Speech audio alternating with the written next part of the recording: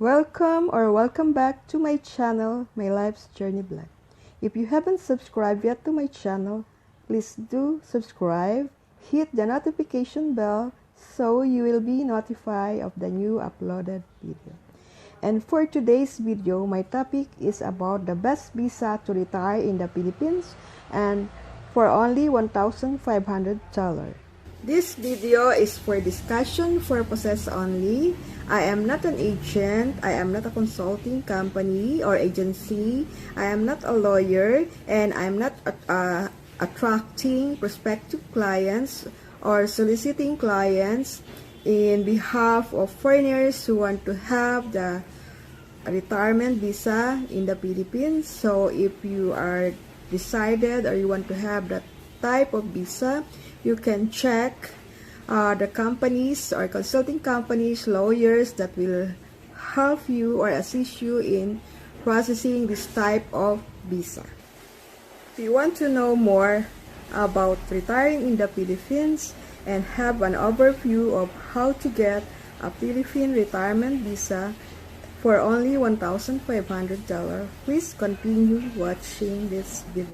What is the SRR visa? The Special Resident Retirees Visa or SRRV is a special non-immigrant visa for foreign nationals who would like to make the Philippines their second home or investment destination. The Philippine Retirement Authority offers different SRRV options depending on the background and needs of the retiree applicant. Minimum age has been raised to 50 years old based on FRA Advisory 01-05-21 dated 12 of May 2021. Before, the minimum age requirement is 35 years old only. There are different types of SRR visa. First, the SRRB Smile is for foreigners who are 50 years old and above. They should maintain a visa deposit of $20,000 in any of the PRA designated banks as long as they are SRRB holders. Another type is the SRRB Classic. It is for active, healthy retirees 50 years old and above who prefer to use their SRR visa deposit into active investments such as the purchase of condominium unit. The minimum value is $50,000 or long-term lease of house and lot. The required visa deposit $10,000 with a pension of $800 per month or more. $20,000 without pension of $800 per month or more.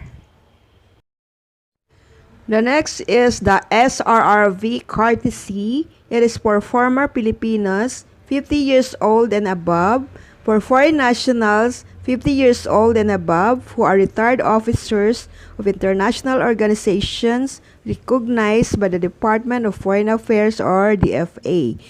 An SRR visa deposit of $1,500 is required. The other classification is the SRRV Expanded Courtesy. It is for foreign nationals 50 years old and above who are retired armed force officers of foreign countries with existing military ties and or agreement with the Philippine government. Required a monthly pension of at least $1,000 and an SRR visa deposit of $1,500. The last classification is the SRRV Human Touch. It is for ailing retirees 50 years old and above who need or require medical or clinical care. It requires a monthly pension of at least $1,500, health insurance policy accepted in the Philippines, and SRR visa deposit of $10,000. What are the benefits that you can get if you have the SRR visa in the Philippines? Number 1 is an indefinite stay with multiple entry and exit privileges if you have the SSR visa. Number 2, entitlement to Phil health benefits and privileges. Number 3, you will have a discount privileges from PRA accredited merchant partners. Number 4, free assistance in transacting with other government agencies. Number 5, exemption from the Philippine Bureau of Immigration, ACR I-card, and from annual reporting to the Bureau of Immigration. Number 6, exemption from customs duties and taxes for one-time importation of household goods and personal effects worth up to $7,000 US. Number 7, exemption from tax on pensions and annuities. Number 8, exemption from travel tax if the retiree has not stayed in the Philippines for more than a year from last date of entry. Number 9, exemption from a student visa or study permit. Number 10, access to the Greet and Assist program of the PRA at selected Philippine airports. Number 11, guaranteed repatriation of the required time deposit or visa deposit. Number 12, free subscription to the PRA newsletter. What are the documentary requirements for principal applicants? Accomplish the SRRV application form. Information must be typewritten and all information must be supplied. The next requirement is the medical certificate.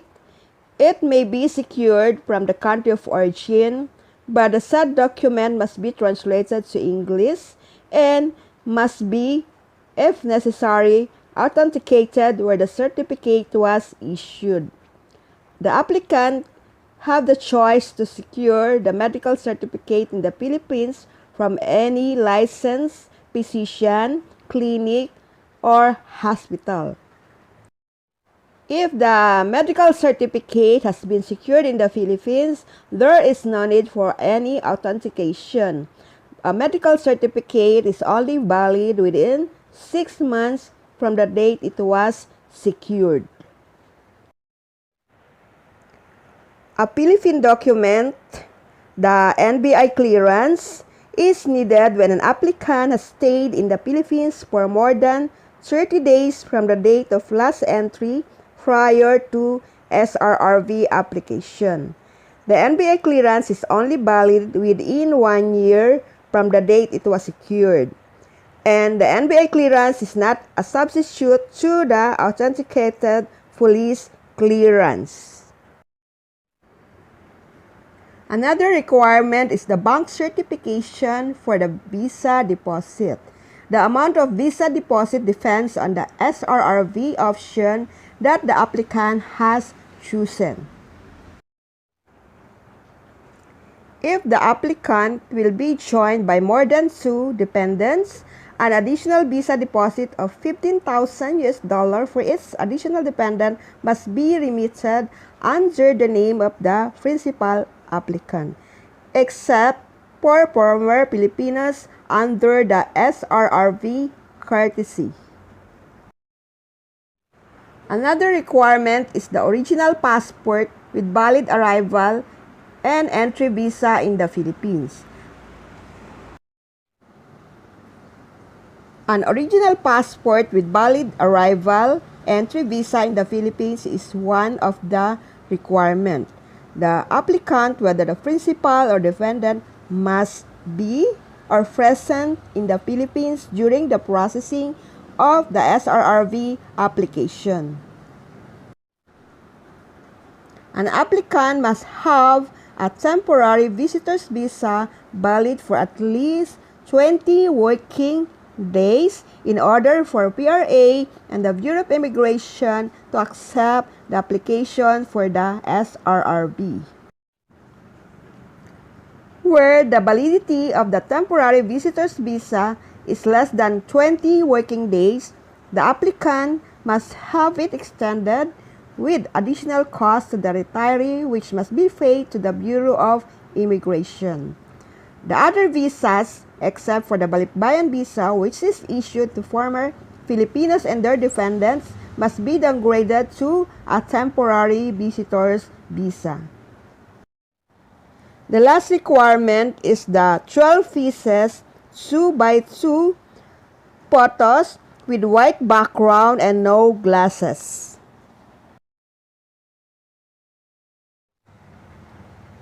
What are the documentary requirements for defendant spouse applicants? All of the requirements for a principal applicant must be secured by the joining spouse except for the bank certification. Proof of marriage, whether it's a marriage contract or a marriage certificate, is needed.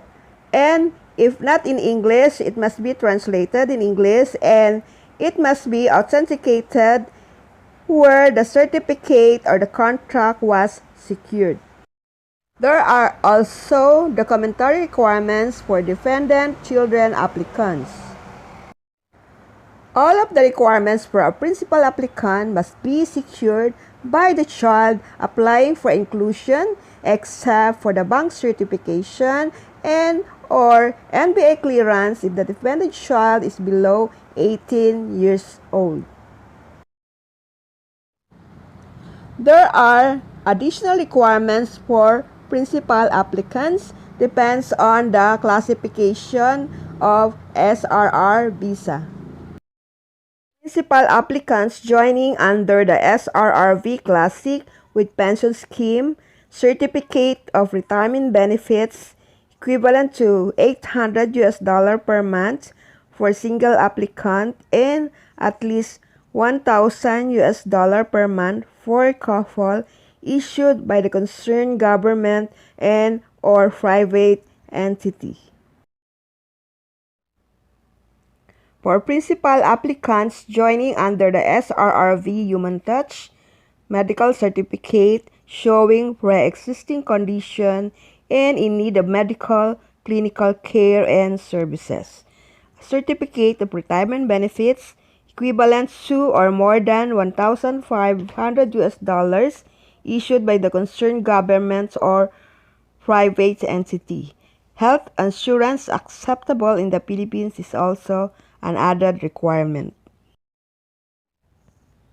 For former Filipino citizens joining under the SRRV courtesy, birth certificate issued by the National Statistic Office or NSO, or old Philippine passport or naturalization documents from host country. For foreign nationals eligible under the SRRV expanded courtesy, certificate by the concerned organization or agency pertaining to his or her achievement. Other documents as proof of said achievement, proof of monthly pension, or any other similar benefits of at least $1,000 to be remitted to the Philippines. All documents obtained or secured from outside the Philippines must be translated to English if necessary and must be authenticated where the documents were obtained. All original documents must be submitted along with 2 sets of photocopied documents. How long is the processing of the SSR visa? The processing of application, if it's in Manila, takes a minimum of 20 working days. It's about a month as holidays and weekends are not counted from submission of application.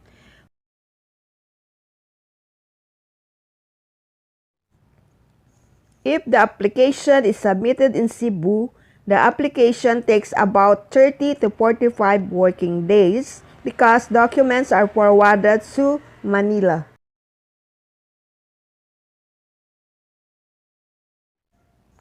An application fee which starts at $1,400 and could vary depending on the number of dependents included, and then an annual fee of $360 or $10 depending also on which SRRV type is being applied for.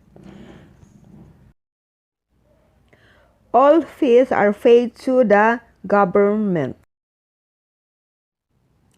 There is a changes in the validity of the PRA ID card of SRRV holders. As per the Philippine Retirement Authority, Circular Number 002 issued on May 9, 2023 that is effective June 1st, 2023, SRRV holders with PRA ID card will have a 2-year validity period. In line with this, the requisite visa deposit should be maintained and intact at any PRA-accredited bank. Moreover, retiree members with pre-existing investments or converted their deposits into an investment should be compliant with the rules and regulations implementing Executive Order Number 1037 under Rule 7-A. If you are having trouble with your PRA ID card renewal, you may seek help from visa consulting firms to help you with the process of applying or renewing your SRRV to stay in the Philippines lawfully.